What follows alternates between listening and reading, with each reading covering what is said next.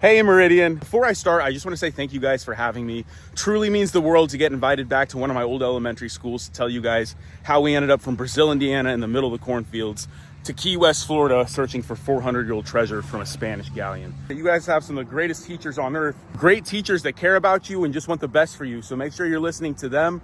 We have a great community. I can't wait to come and talk to you guys. Let's go, today's the day.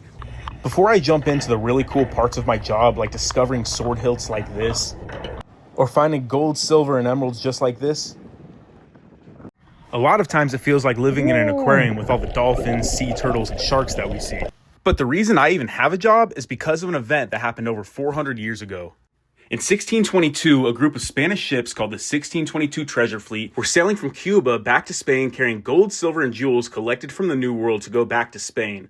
While traveling near the Florida Keys, they were hit by a powerful hurricane. The storm smashed many of the ships into the reefs and sank them, including famous treasure ships like the Etosha, which I salvage now. For over 350 years, the treasure stayed hidden on the ocean floor until Mel Fisher and his crew finally began finding pieces of the fleet. In 1970, a treasure hunter named Mel Fisher began searching for the Etosha in the waters near the Florida Keys. For years, Mel and his crew searched the ocean floor using maps, diving, and metal detectors. It was very hard work, and they faced a lot of storms, equipment problems, and even personal tragedy when a boat accident in 1975 took the lives of his son and other crew members. Mel Fisher never gave up. Every single day, he would wake up and say, "Today's the day."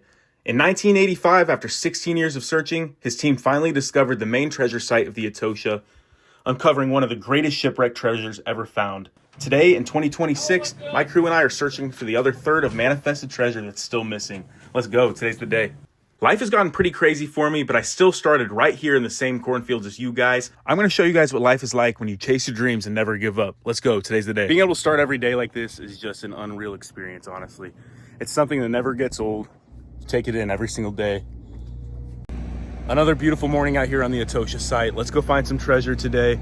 This is our last day out on the site, so we're obviously going to make the most out of today. We found a pair of scissors recently, and then a silver coin that's either a 2 or a 4 real, so that's really exciting. Can't wait to see what we find today. It always seems like the last day you find the coolest stuff, and it just makes you want more, ready to get back out here. The plan is to go in for a couple of days, do a quick turnaround, and get right back out here. It's been a great year so far. Great year. Far from over. We are far from over. All right, let's get to work. Time to stop enjoying the sunrise and get to work. We're out here for a reason. Let's go. Let's go find some treasure, guys. We start every day at sunrise. That way we can scuba dive as much as possible. You might be wondering what these giant things on the back of our boat are, and these are called mailboxes. We actually put these down into the water.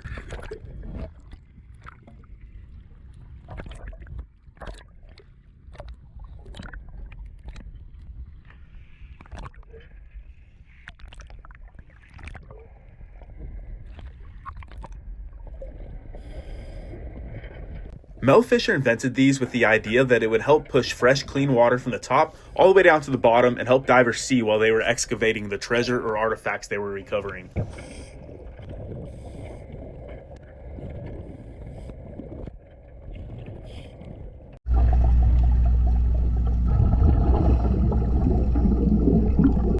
Now the best part of my job, let's go find some treasure.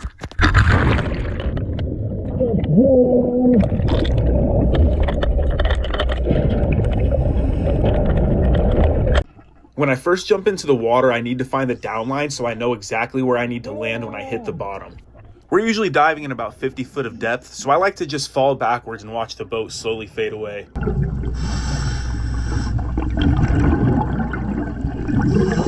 One tank of air will usually last me about an hour underwater, so I need to use my time wisely and make sure I'm not wasting any air at all.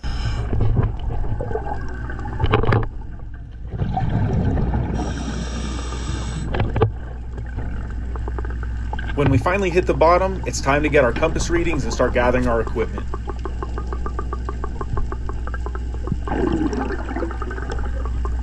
The best part of the job is never knowing what to expect out of your day. Sometimes you might find some really cool treasure, and then other times you might find some modern trash. It's always a game, but that's just part of the hunt. This moment is really cool. This is the discovery of my favorite artifact. In this clip, I'm airlifting, which just helps bring up artifacts without making a mess. This artifact gave me a really strong hit on my metal detector, and it took me a while to finally locate. Right here, you can see me get another signal on my detector. And then we finally locate it right here. It's an iron skeleton key from the Atocha. Crazy.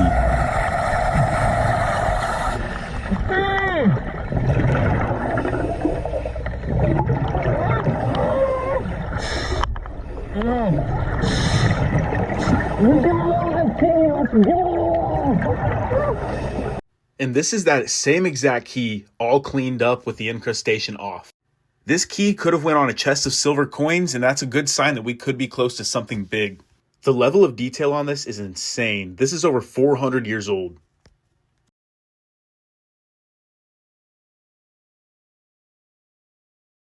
When most metals are left underwater, they get all encrusted. Silver does this, and what I'm holding in my hand right here are a couple of silver coins. When we take these back to land, we'll put these through electrolysis and clean them all up, and they'll look like silver coins as you know them today.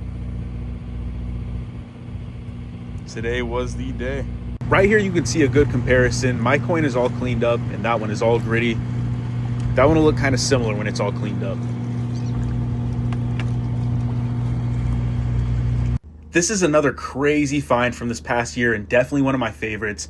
This is a sword hilt from 1622. I can't even imagine the stories this thing could tell. This is one of our most valuable discoveries of this past year. This one raw emerald was just valued at a little bit over $50,000, and there's still over 60 pounds left out here to go find. Right now, our crew is still hunting for the remaining third of the manifested treasure that has not been found yet. We're searching for over 120,000 silver coins, over 400 silver bars, 10 bronze cannons, untold amounts of gold, and over 60 pounds of emeralds estimated over $1 billion. Let's go, today's the day. Before I go, I figured I'd show you guys some of the really cool wildlife we see out here because it's so unique and just a crazy experience. First on the list is my friend Barry. Barry is a 6-foot barracuda that follows me on every single dive. I'm really not sure why he follows me, but he's my friend now, so it's cool. This is a Goliath grouper. I usually run into these guys on the reefs, and they can grow up to a few hundred pounds, and they're actually considered apex predators.